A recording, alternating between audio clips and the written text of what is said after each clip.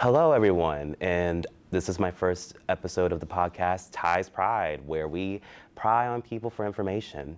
So, I had to do a podcast for class. This is how it's going to go. Hopefully, it goes well. So, one of our first guests is going to be one of my friends and hardworking, basically coworker, and his name is Doug Tarnovean. Yay. Wow, thanks for the applause, guys. You're welcome, man.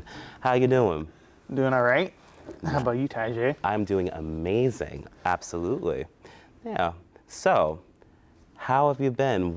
Tell me about you. Are you a senior? And what's going on with you?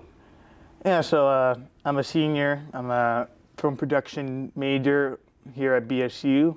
I only have a couple weeks left, and I'm just cranking out videos everywhere for class, for my own personal volition, and I'm just trying to help out as many people as I can in the process, How does it feel to have like such a limited time left? It's a little worrisome. I made some good friends here, and I only met them recently within the last 6 months, so it's kind of hard to leave so soon, but life goes on. New places, new faces. So that's the plan. No, that's right. Well, my friend Doug here has a lot of films under his belt to put in his resume. So tell me about the first film that you were proud of. So during COVID, my first semester here, I was in video production 1 with Dr. Hodel, and it was over Zoom, and it was like, I regret taking that class because I made Memento Mori on my iPhone 8. Oh. I'm pretty proud how that turned out. Like, it's a lot of walking, but after that, like, I went on like a 2-year drought. I didn't make anything until Incubus, which was a year ago now when I was a second semester junior. That's really what lit my fire to keep going, to keep making stuff, joining the Filmmakers Society, FMS, and like those two are the ones that like I think of like early Doug Tarnovean like works. Yeah, actually, one of your films, Incubus, was the winner of Best Cinematography in the film festival. Yeah, no, Incubus like won quite a few things, which surprises me because like I see all the flaws in it now, especially with the cinematography. Like there's some shots in there that I'm pretty proud of, but I was never worried about like aperture, ISO, like white balancing. Like I was just like, when you watch Incubus, it's pure raw footage. Like no correction, no grading, nothing. Yeah. Wow, it looked really good. It's that Sony AAX 700, that camcorder, the baby. Yes, the baby. So, that camera's made so many films on campus. I'm very I love that camera to death, and unfortunately, I've kind of stopped using it so much. I've been using the A7 III. Yes, which is great, but it's awesome. Absolutely awesome. Yeah, no. Incubus won Best Thriller at the Bridge Film Fest. The lead actress won for Best Performance at the Video Showcase last year. Nice. So, and it just got accepted to the Massachusetts Independent Film Festival, which is next weekend. Oh, so. Sweet. How do you feel about that? Like, are you pumped about it? I'm a little surprised because, like I said, I see all the flaws with it. Like, I edited the movie with iMovie. Right? Oh, wow. So, like, it's rough. It's like, that's the first cut that I made. It's just like, and like, I could definitely go back and make it better, but I leave it where it stands because you can see, like, I think of every movie as a stepping stone that I make. So, like, Incubus was a step up from Memento Mori. Let Robbie Cook was a step up from Incubus. And then The Gull, which is like the biggest step up from Let Robbie Cook, And then Supernova, like, I think is just like the culmination of everything I've done so far. Yeah. It's like my swan song, so. Yes, it is. Oh my goodness. We worked on The Goal together. It was very interesting. That was like one of the first productions that I worked with on with Doug. And I had to say, it was a very long process, but it was worth it because it came out really good. What do you think? Thank you for, you were like, you're like the top 3 most reliable people that helped out with that in terms of production and even thank you. editing. Like there's some scenes where I'm like, I don't know if I can make this work, and I just handed it to you, and you did your thing, right? But the goal was, it was like my biggest passion project. It means a lot to me in terms of like the story and the character, because I also played the lead in it. Yeah. Which again was the reason why I needed so much help behind the camera, because like I was in front of the camera. Yeah, exactly. You can't multitask for too long. Yeah, no. So it was very draining, but in the end, like I'm very happy with how it turned out. And there was a lot of drama with it, obviously, and but like it came through and it's done.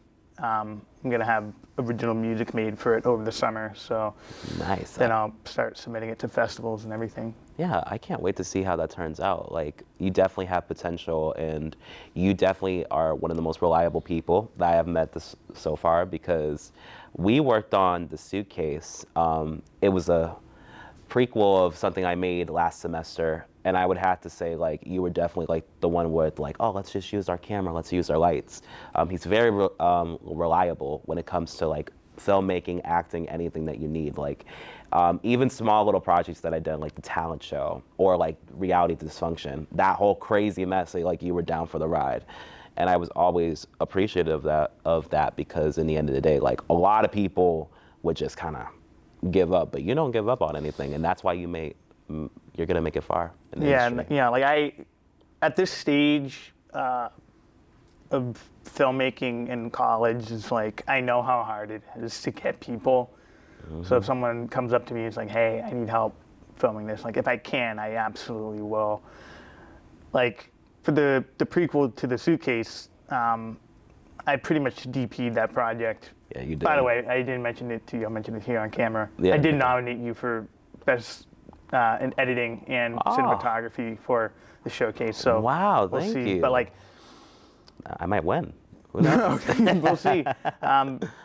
But like, you did that when I was in the thick of making the goal. Yes. And so just being able just to DP only, I've said it multiple times to you, but like it was just so creatively like satisfying to just, okay, I don't have to worry about direction. I don't have to worry about getting people. I don't have to worry, like all I have to worry about is lighting and the camera and how it looks. And like it looks really good. And like It looks awesome. you, like I said before, like you are amazing at editing. So like, Thank you. like I feel like someone could give you dirt and you can make an empire. Oh, stop. Like, Thank you. It's you have a talent, and so I think just our minds coming together for that, it turned out like very good. Like I'm very proud of The Observer, and The Observer did win Best Picture at It did. the cinema festival that the Filmmakers Society held. Yeah. I was honestly shocked because I literally did not expect to win Best Picture. Like for editing, absolutely. But it was just like a shock to me because I was just like, wow, like people loved it that much. And I took like the time, like I thought about it, like how would I do this? Like, and I think that's what you also do. You pre-plan everything, every project, everything. And that's what I think we have in common is like we basically plan of what we want and we know how we want it, and that's just how it is. But yeah, I was shocked that I won. Very shocked. You shouldn't be. It was really good. Yeah. Well, it was because of your help too, because he made that entire scene, like the dancing scene, the dancing montage is my favorite thing I made any time in this semester. Like, well, not this semester, last semester, but either way, it was just like the best thing I made and that we made together. And it was a collab of us together. So it was really cool. Yeah, no, it was so fun. It was such a vibe too, it was like every Thursday. Yeah. Just go to either like Boyden or Matt Shinney's house and just like knock some stuff out. And Yeah, no, like I always value that project because like it was just me and you pretty much with a couple other people that were around, Yeah. and like we came up with some pretty cool shots and stuff, and like even the Observer, like I was still learning a lot about composition and lighting and stuff, but like you can like I feel like if I were to put that with my own films, like you could see the evolution from one to the next. That's very true. So like I said, I'm very proud to have helped you out with that one. So. Yeah, I'm glad that I helped you out as well because, and what was I going to say? Oh, speaking of the goal, it was on the newspaper of, like, that was really cool because he was like, wow, look at this. And then it was like a picture of a frame and it showed him and his lead actress and it was like super cool. How do you feel about being on a newspaper, man? You're famous. Oh gosh. Well, so our friend Nick, he works for The Comment, which is the student-run newspaper here on campus, and they have the creative corner on the back of every issue, right? Issue? I don't know. Yeah, it's an issue, I think. Yeah, they have it on the back of every paper, and he's like, oh, they're looking for stills from short films. And I'm like, oh. I'm very surprised no one else in our group was like, hey, let me get one in there. So we just did a still from a scene. It's very eye-catching, I feel like, and unfortunately, it doesn't come out as great as on paper. But like, it's still cool to see me and Yahira on there. And like, yeah, no, I was like, it's very like I have so many copies of those. You saw me the other day. You just got a bunch of copies. I saw that like the new issue came out, so I'm like, I went underneath it and I just grabbed some more. I'm like, I don't know what I'm gonna do with these, but I want them. Oh yeah, absolutely. I grabbed copies too because that was very cool. Like, and that whole scene was it was a lot to do, but it came out so awesome. Like the red lighting and like and just timing everything well. You did a very good job at acting, I have to say. You did a very good job. Yeah, that shoot, it was very, very intense. Like I've told you before, but like tensions were kind of high between Yahira and I, unfortunately. But and like that scene, it was late. We had already shot scene prior to that. And like the red lights, they really messed with your eyes. They did. Because like we had to like we would be in mid take and we would get a line and we would look at our phones to get the line, and like just the way the red light hits your eyes and then you're looking at the bright phone, it's like it was miserable. Like you can't focus on it. Like I couldn't. It like hypnotizes you. Yeah, I know. And it was just. And the dorms are always very hot, so it was just very hot and stuffy in there. Yeah. And it was such an intimate scene, like. It was. Like we call it like the seduction scene, right? It was. Because that's what happens in the story of the film. And yeah, that was just one of those.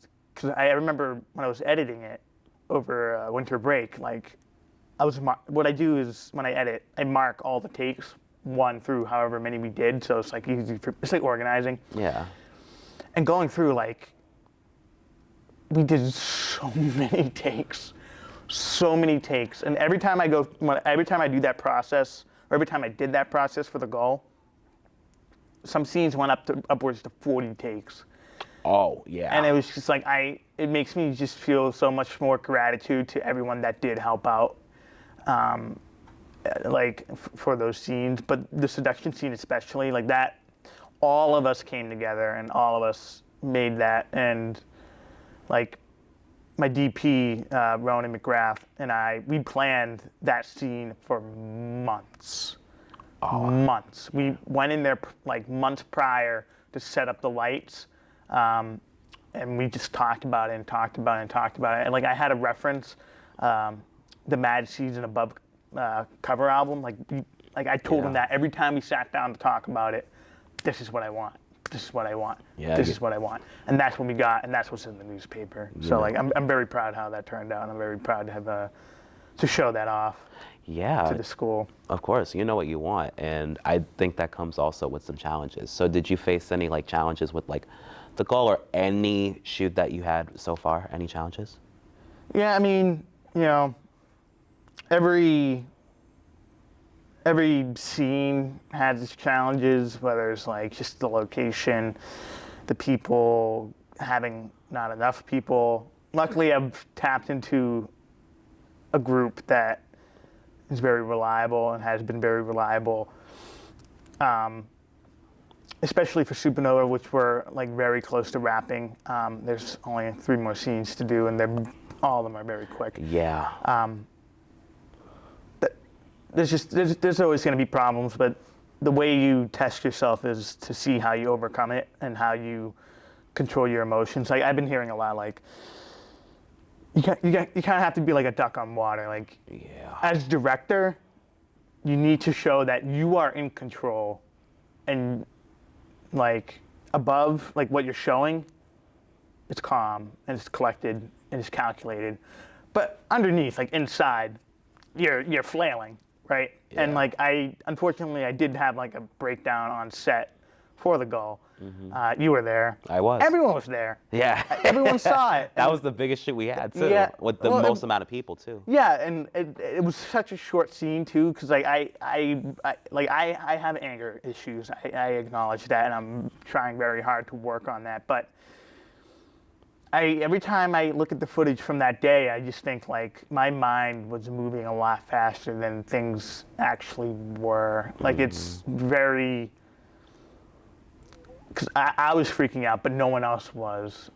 So like, just seeing that, it's just makes like it's very like, wow, okay. So, and we still had fun. Like that was still a fun shoot. It was as intense as that was. And like stressful as that was, but like it came through and it came out good. I saw it. Absolutely. Yeah, it was really nice to see like the whole thing like come to fruition, even though that happened, but you still kind of went through it too. Like you kind of like basically were like, oh, like you just kind of like still went on with it. And yeah, that has to be appreciated, because I still remember the first time I met you. So the first time I met you was at FMS, and we were basically, we didn't really know each other, so we didn't really get together. But there was this shoot that we had to do for class, for one of my film production classes, and it was called Crash. Ooh. It was the remake scene, and that came with a lot of challenges.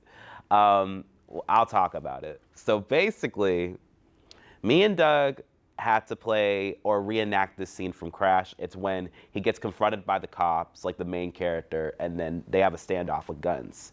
So this was the problem. We had to recreate the scene frame by frame. So how did you feel about the Crash shoot? So I want to touch on our relationship through that Crash shoot in a moment, but like that shoot was it was frustrating. It really was, because I tried to help out with like shot comp, but Gio, my friend Gio, like he's very particular about his composition. And he was like absolutely dead set on recreating that scene. Oh yeah. Like motion, shots, lighting, like, and like it did, it went way too long for what the assignment was. It took around 6 hours the first day. Yeah. So it was your assignment. Like you were in the group with John and Gio, right? Yes, I was in the group, yeah. So we hadn't really known each other at that point when we started doing it, but that took 2 Sundays to do, and each one took 6 hours, probably a little more. It was not fun, because I try to help to try to speed up the process, but Gio is very particular about getting his shots and everything. He was very insistent on getting the motions, the comp, the lighting, like everything. And like I remember seeing like kids on campus recreating like Rocky, like running, and like the care that Gio put into it was like honestly maybe a little too much. Yeah. Which it's really goes to show how much of a filmmaker he is. But Yes, absolutely. like I have a lot of respect for Gio. So like I respect him for putting that much time and care and passion into the crash scene. But yeah, like it was very stressful because Gio asked me to bring like prop guns. To which I was like, yeah, sure. Like, let's talk to and they had orange tips too, which That's true, it did. they did. Mm-hmm. So like I told him like, talk to the university police, and he didn't that first week. No, he did not. So the cops showed up, screaming at us, swearing at us. Yeah. Hands up! Hands up! Hands! Like, Yeah, they did. put your hands on the hood of the car. Yeah, Like, they patted us down, people. they did. They patted us down. Like legs It was everywhere. very stressful. And one of the kids that was there, he's a freshman, so like Yeah. he's young, but like he kept talking and talking. I was like, yo, shh, let them do their job. I did not Like, say let's get out of this. Like, don't think you could easily say the wrong thing and just. And they were pissed too. They weren't because they were like really grumpy because the kid, he was really, everyone was nervous in that shoot. Oh, there was yeah. like 5 people. I think John went off to the bathroom. Yeah. And then all of a sudden he came back and he saw the police. I was like, leave. And then he had to join us and get patted down. Like that was funny. That was intense. like, and so yeah, like that happened, and then the following week when we went back to redo it, like Gio and I went to the police station and they checked it and whatever, and we told them like, oh, we're doing it at the parking garage, but because both shoots took so long to get done, there was a lot of like sitting and waiting. That's filmmaking, but Yeah. it's, oh my goodness. Yeah, no, it was a little long much. time. But like I remember just me and you sitting in my car, me Yeah. sitting in the back of my car, and you sitting in the passenger seat. And I was like right behind you. And we were just shooting the breeze and just Yeah. like talking about our films. Like I told you about The Goal, and then you told me Yes. about The Observer. Yeah, I did. Did you mention the talent show at the time? I think you did. It was the director's cut at the time. Yeah. No, yeah. Yeah. No, it's okay. The director's cut, and like you told me like you wanted me to play the director, and you wanted me to be obsessed with the trip to the moon. Yeah. So I bought the T-shirt like Oh, that was a sweet. few days later. But like Yeah. yeah, like that shoot really brought you and I closer together, but also me and Ronan closer together. Because 100%. if it wasn't for the crash shoot, I wouldn't have spoken to him about the goal and him being like his ideas in terms of like composition. And I had no idea that he was into that, like but Oh yeah. like a lot happened from that crash shoot. So as like not fun as that was, like I don't think we would be as close because we talked briefly in FMS. Like I sat with the little group. It was me, you, yeah. Nick, and Kaylee. Yes. Kaylee is a freshman right now. So in the Yeah. beginning of the last semester, like it was just kind of awkward. Like we didn't know each other. Like it was me and the Nick were most- talking. Nah, we didn't talk. And like I'll be honest, Ty I didn't know how to say your name. I was like, yeah, that's a very unique name. Yeah, thank you. But It's also Sajay. like Yeah. with the hearing aids, I always No. have a hard time understanding new people. But like now you know how to talk to me. I'm sure you're a little louder. You enunciate Oh, more. yeah. I have a very loud voice. Thank Yeah. you. So like I know how you talk now. So I can understand most of what you say. Yeah. 'Cause- Except when you whisper to me. Oh yeah. I do whisper. I whisper and I forget. I always forget. But yeah, no. Mm-hmm. You just seem so cool, so I was just like, okay. Thank you. I'm gonna ask. I'll help him out with his stuff. Hopefully, he'll help me out with mine, and that's kind of what we did, and we became better friends because of it. So. Oh yeah, like we helped each other out a lot, and it was just like a good thing to do because in the end of the day, like we made some very good things together. So that's a really good thing. Oh, before I move on, I had to remind y'all of what the crash shoot. We were screaming. So with the reenactments, you had to capture every line, everything. And with the crash thing, I was screaming. I was actually like screaming super loud. and we were screaming. We had the guns pointed up, and it was just, that's why the cops came. And also, we were in the parking lot, in the commuter's parking lot. And Yeah, the parking garage. yeah. So they have like cameras in there. They saw us on the live feed. They did. They didn't have guns drawn, but like if someone had saw us and called them, they definitely would have had guns drawn. 100%, absolutely, because I thought that was crazy. And yeah, it was a lot of screaming, and yeah. But I would have to say, it taught us a lesson. If you're gonna do anything dangerous, you better talk to the campus police before you shoot anything crazy outside of campus. Or if it was outside of campus, it would have been Oh yeah, worse. we would have been arrested easily, but Yeah. we would have been charged with something. But like, 100%. yeah, like take freshmen. If you watch this, like film major freshmen or anyone, any film major, any filmmaker, period, end Yeah. stop. Like, there are some situations where you ask for forgiveness before permission instead of permission. But you have to recognize there are some moments where you need permission before forgiveness. Like knowing that balance, like sometimes it's clear as day which one's which. Like that crash shoot, permission first. Exactly. Right? But then like I had a situation where just like my last shoot, like Yeah. I don't even want to bring it up, but like No, it's okay. I'm not gonna go too much into details about it, but I got verbal permission, but I didn't get written permission. And Oh. I went in and did it. And like, that's a situation where I'm asking for forgiveness, Yep. but I should have gotten permission, right? Like, Yeah. so, like, we'll see how that shakes out, but like, We'll see. please, like, as much as filmmaking is, the passion and the drive, like, it's not worth throwing your life away on a charge. Yeah. Like, it's really not. Nothing's worth getting arrested for. Unless you. Want to be. I mean, arrested. like, I shouldn't have said that. Yeah. Like, nothing filmmaking wise is worth getting arrested for, True that. right? Yeah. And besides, Like, especially at our stage where we're at the beginning, like, we want to get up there, and the only way to get up there is having a clean record. yes, So. exactly. With a clean record, that means more jobs and opportunities. Yes. And speaking of more jobs and opportunities, you're graduating.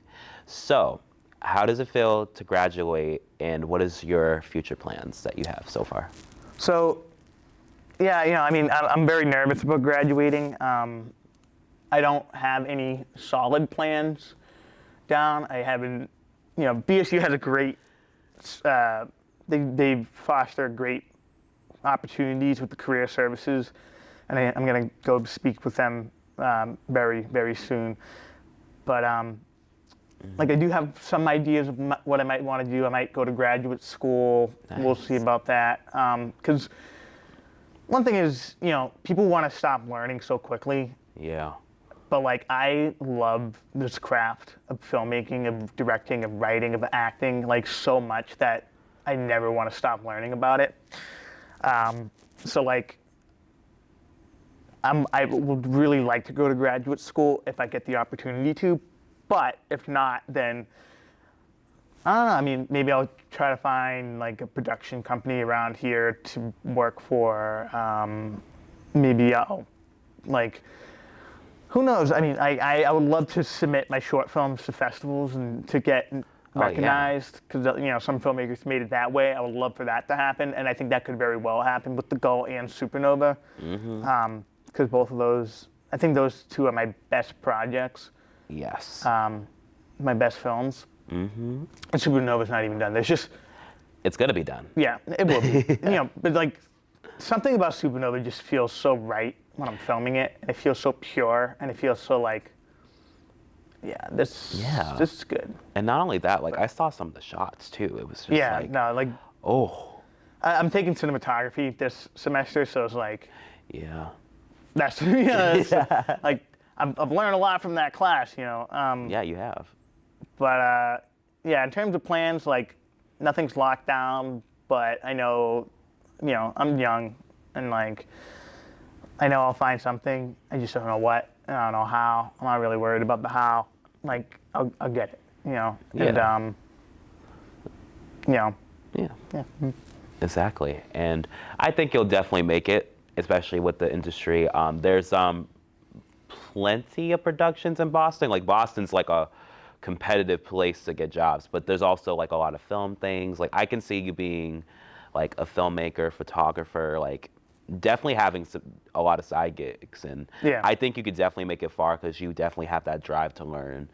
And you know what? I find that very awesome and very, what is that word? Inspirational.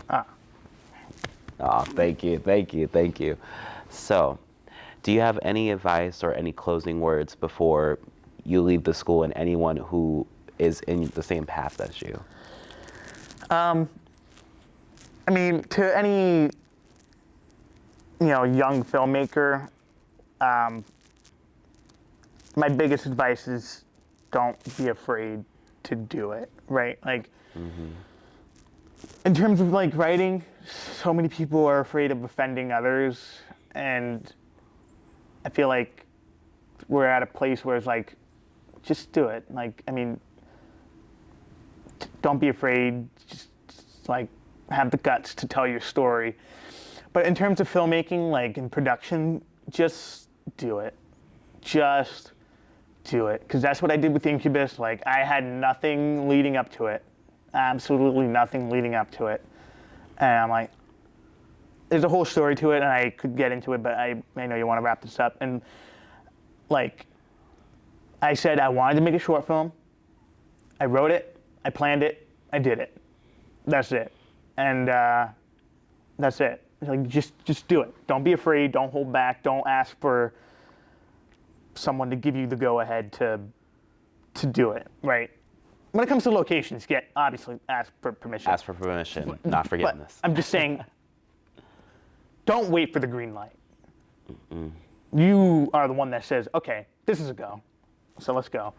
Absolutely. And there's always going to be troubles, and there's always going to be problems, but you can't shut down because of it. You can't get overwhelmed. As hard as that is, just do it. Just like go. That's where I think me and you have a lot in common. Like, we don't care. We will get it done. Oh yeah. Like, there have been times where it's like, on your sets, like, bro, like, there's no, how are we gonna do this? Like, especially for the observers, like, how are we gonna do this? Like, there's just the three of us here. Like, what? Yeah. And we did it, so. We did. And it came out great, So just in terms of filmmaking, just go. Like, don't hold back,